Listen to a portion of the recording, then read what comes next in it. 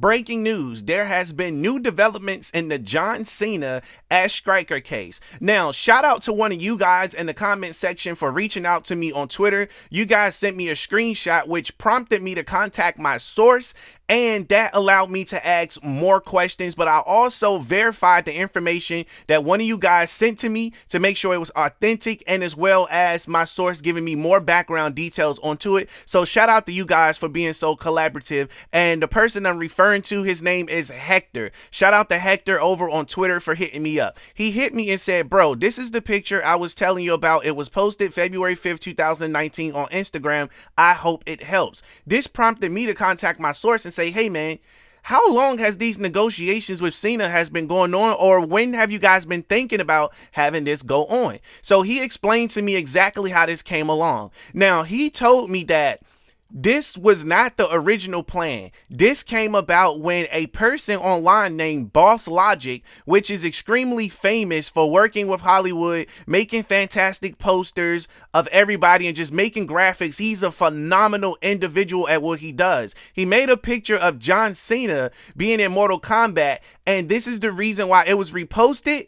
It was reposted by John Cena because John Cena showed interest into the idea, which caused Mortal Kombat, NRS themselves, WB, to show interest in the idea because they didn't think Cena would be happy with doing something like that. So it opened up a can of worms, or in the words of Stone Cold Steve Austin, it opened up a can of whoop ass. So basically, with that being said, negotiations has been going on since April. Now, April of 2019, I should say. Now, a lot of you are going to say, dude, the screenshot is fake. Maybe the guy Hector faked you. No, it's not fake. I'll actually put a video here on your screen. As you can see, John Cena posted this. You can see the date below, and you can see Mortal Kombat leaving the face under the picture, which prompted them to get in communication. Now, based on the comments that you see here, a lot of people were open and susceptible to the idea, and John Cena is a money maker. This is perfect for sales. This is perfect for promotion. Now,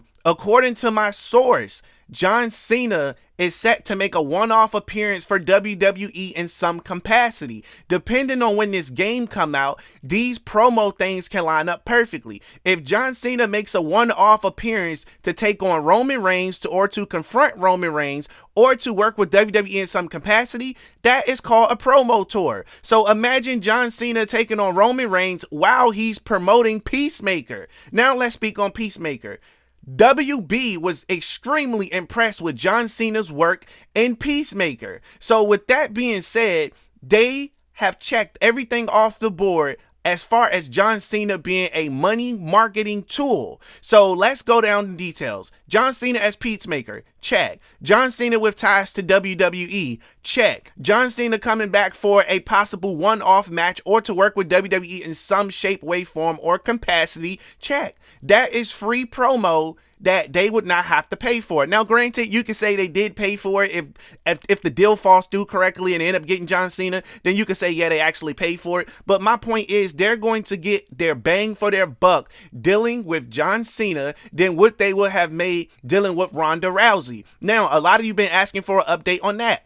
When it comes to sales, Ronda Rousey's character was picked the most, but it was only picked the most because of Sonya Blade. I told you, NRS has a system to determine which characters people are using the most. That also determines which character is going to be in the next game for story mode purposes. Now, I'm told the alternative skin to Sonya, I cannot remember her name offhand, but OG, if you're watching this, I apologize. I think her name is Bridget or it was Carrie. Whichever one of those skins that was put in the game, it was well received by NRS just based off the fact that it was not Sonya, and the hardcore fans loved it. Let me correct myself.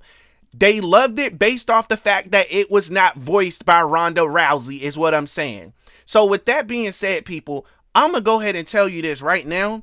NRS is definitely trending upwards. They're trending upwards by having these celebrity people become a part of the game. And what bigger person can you get than John Cena? Now, also, I'm going to give you guys a tip of what's to come in one of my upcoming videos, there's going to be a DC villain that joins the DLC roster. Don't worry, I'm going to be making a video on that. It's going to be super good. You probably won't even see this person coming, but this person is the perfect fit. Now, let's get back to what we're talking about here. Shout out to CENA. Let's go break down the details some more. CENA is heavy with children. CENA is heavily marketed. They are looking to bring in more audience and to make Mortal Kombat more mainstream than ever. The only person bigger than CENA that they can get is The Rock. Now, that's a little bit ways away. We're going to talk about that when we get to the Injustice news in the future that's going to be coming up, because they have tapped onto something that's going to bring them to the level they need to be. I've mentioned several times before, and I'll mention it again. Mortal Kombat is the original Grand Theft Auto and the original Fortnite. That is facts across the board. Mortal Kombat is the reason they made an ERSB system to begin with. That's how groundbreaking they was. The only thing NRS is doing right now, they're fighting for their title. They're fighting for the title as the best video game that ever lived, and this is the reason why they're taking back everything that they came for, which is the Crip.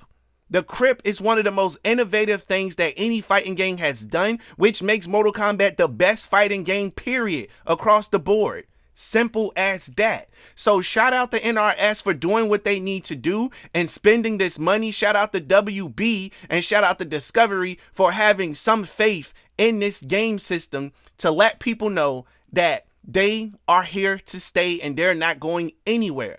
Now, the changes that are going to be coming, I'm also told there's going to be multiple Mortal Kombat projects that are going to be going into development soon. I already told you guys there's a new Mortal Kombat game called Mortal Kombat Next Generation that they're working on. It's in early development. And I'm told a Shaolin Monk style and an RPG game will be returning. So just know the Mortal Kombat verse is here to stay. This is the whole point of them establishing the Mortal Kombat universe. So when they do these other games, they're not one-offs. They're stories that people may continue on. Now, a lot of you probably like, hey, Wave, what are you talking about? Dude, that's not going to work. I'm here to tell you that video games that have practiced things like this has always been successful. For example, for those of you WWE fans out there, they had different WWE games on different systems. For example, the Nintendo GameCube had WWE Day of Reckoning. It played completely different. It was more of a storyteller. There was no voiceover work. It was just more of text on screen,